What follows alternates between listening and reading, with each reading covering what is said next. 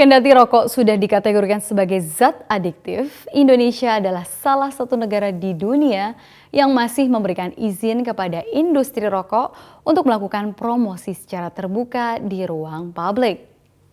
Tapi sejak akhir 2013 lalu, slogan yang tidak biasa muncul pada iklan rokok yang biasa ditemukan di sejumlah baliho di jalanan dan bahkan iklan di televisi, yaitu "Rokok Membunuhmu". Apakah ini merupakan bentuk keseriusan pemerintah dalam menekan jumlah perokok di Indonesia? Berikut liputannya.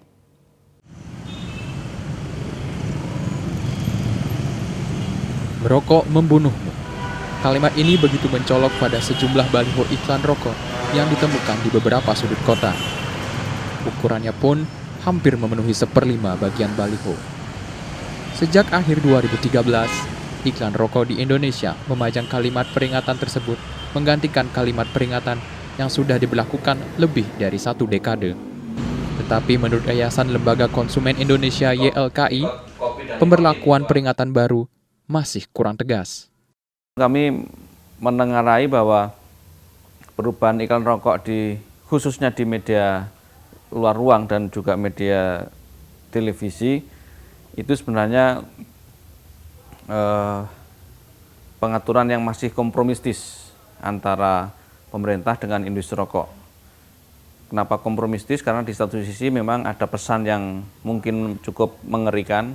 Dia mengatakan rokok membunuhmu. Ini pesan yang kalau di Eropa sudah hal yang biasa, smoking kills, itu sudah biasa dipakai. Tapi di sisi lain ada peragaan orang merokok. Ini yang sebenarnya sangat kontradiktif. Selama ini, industri rokok di Indonesia memang masih leluasa melakukan promosi secara terbuka. Padahal, barang yang telah dikenai cukai tidak seharusnya mendapat izin untuk itu. Apalagi hingga dipasarkan secara bebas. Salah satu komunitas yang aktif menyerukan kampanye anti rokok adalah komunitas 9 cm. Begini tanggapan mereka soal industri rokok di Indonesia. Kalau menurut kita itu lambat sekali, karena di saat negara-negara lain itu udah menutup kebebasan bagi industri rokok untuk memperjualbelikan bebas rokok-rokoknya, seperti misalnya di Australia, pemerintahnya sadar bahwa anggaran kesehatan yang mereka keluarkan itu lebih besar ketika dengan pemasukan cukainya itu, makanya cukainya ditinggiin, ya rokok-rokoknya juga nggak berjual bebas supaya anggaran kesehatan ini nggak terlalu besar keluarnya. Menurut YLKI, biaya cukai di Indonesia rata-rata dikenai 40% dari harga jual eceran. Ini masih cukup rendah jika dibandingkan negara-negara lain yang berkisar 50 hingga 70%.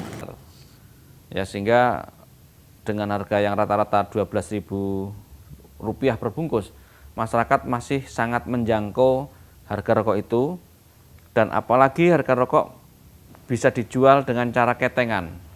Orang bisa membeli 1 batang, 2 batang, dan seterusnya, sehingga anak-anak, orang miskin itu bisa menjangkau rokok. Berdasarkan data WHO, saat ini Indonesia telah menjadi negara ketiga di dunia dengan jumlah perokok aktif terbesar setelah Cina dan India.